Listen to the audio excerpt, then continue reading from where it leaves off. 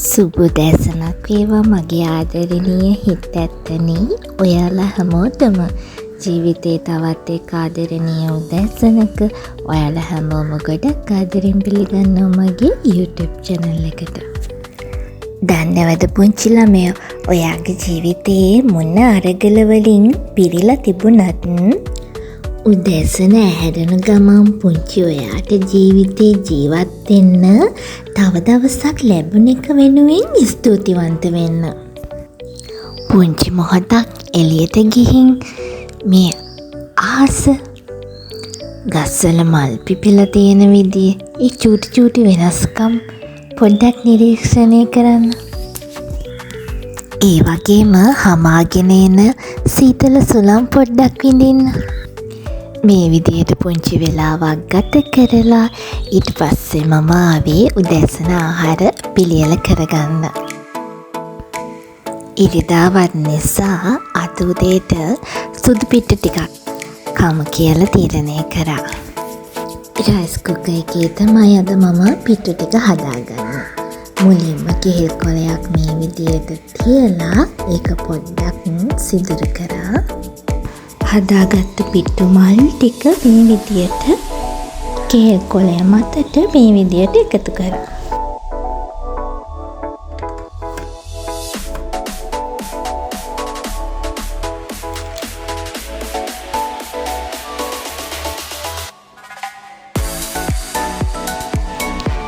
ඊට පස්සේ ඉතුරු වෙලා තිබ්බ චිකන් ටිකක් තිබ්බා. එකෙන් හොද්දක් හදාගත්ත පිට්ටුව කන්න පුළුවන් විදියට.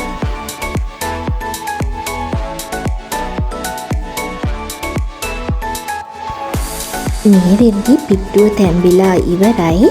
ඊට පස්සේ මම ගිහින් ලුණු මිරිස් ටික හදාගන්න.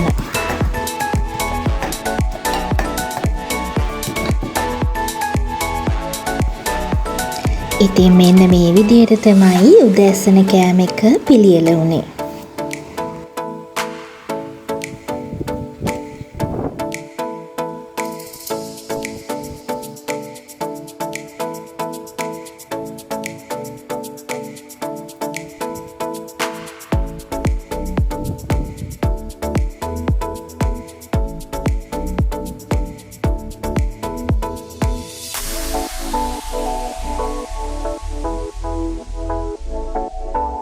ගෙනා බෙලි තිබ්බා ගෙදර. ඊට පස්සේ ඒකෙන් බෙලිබීම මේ විදියට හදාගත්තා.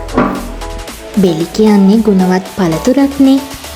ආමාශයේ දැවිල්ල, මලබද්ධය සහ අජීර්ණය වැනි බඩවැල් ආශ්‍රිත රෝග රැසකට සහනය සපයන ප්‍රණීත පානයක් තමයි බෙලිබීම.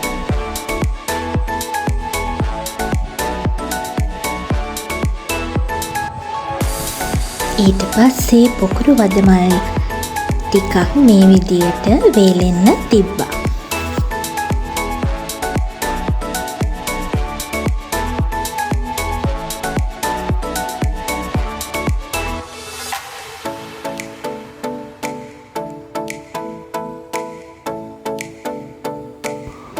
ඔය ඔක්කොම වැඩ ටික ඉවර වෙලා පොලට ආවා. හැබැයි පොලේදී නම් වීඩියෝ කිසිම දෙයක් ගන්න උනේ නැහැ. මේ එන අතරමඟ බඩුත් අරගෙන ආවා ගෙදර.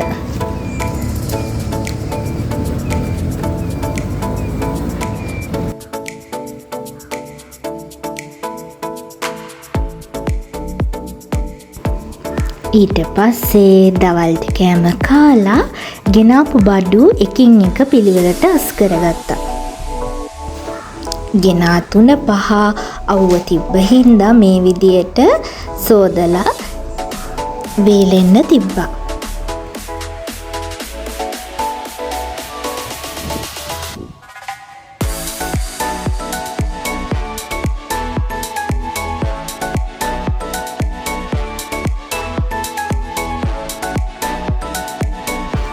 චිකන් ටිකක් පිරිසිදු කරලා හොඳට ලුණු ගම්මිරිස් අත ගාලා කන්ටේනර් බොක්ස් වල මේ විදියට අහුරලා ෆ්‍රිජ් එකට දැම්මා.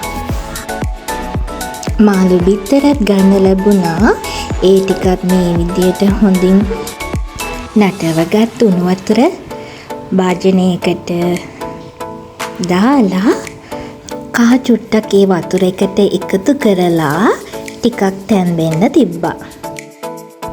ටිකක් කියන්නේ ගොඩක් වෙලා නෙවෙයි, මේක යම් ප්‍රමාණයකට තැම්බීගෙන එද්දි වතුර අයින් කරන්න ඕන. ගෙනා මාළු ටිකත් ඊට පස්සේදී කපා ගත්තා. මේ විදියට සතියකට අවශ්‍ය මාළු හෝ මස් ඒ දේවල් ගෙනාවට පස්සේදී එහෙමම shopping bag එක පිටින් ෆ්‍රිජ් එකට දානවට වඩා මේ මොහොතේ පුංචි කාලයක් කැප කරලා අපිට මේ විදියට සුද්ධ කරගත්තට පස්සේදී හරි පහසුයි.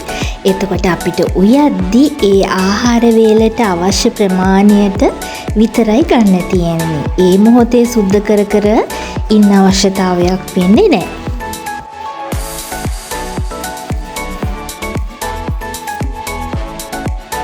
ඒ අතරේ මාළු බිත්තරයකත් මේ විදියට වතුරෙන් වෙන් කරගත්තා.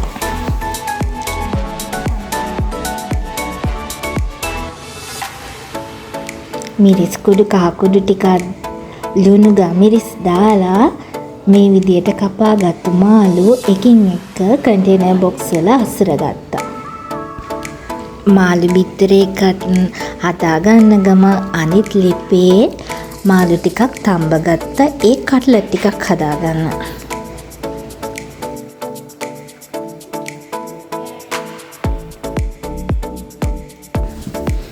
ඉතින් මේ විදියට ගෙනා මාළු ටික පිළිවෙලකට අසුරගත්තා.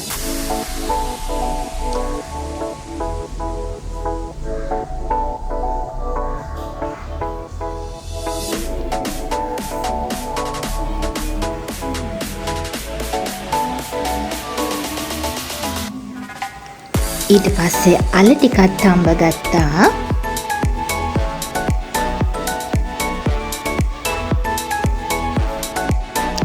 තඹගත්තු මාළු මේ විදියට එකින් එක කටු ඇරියා.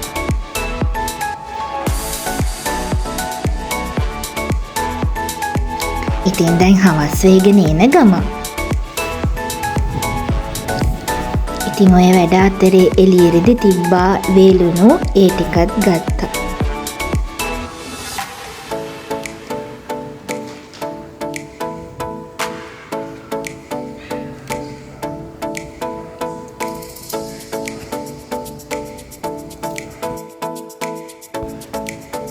ඉඟුරු දාලා ප්ලේන් ටී එක පෑන්කේක් ටිකක් හදාගත්තා. තේ වෙලාවට බොන්න.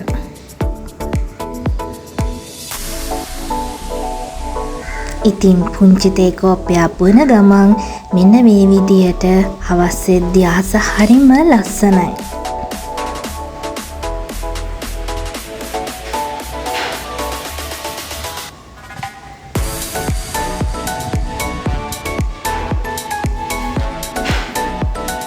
ඊට පස්සේ අපි ටිකක් රෑ වෙලා කට්ලට් ටික මේ විදියට හදාගත්තා.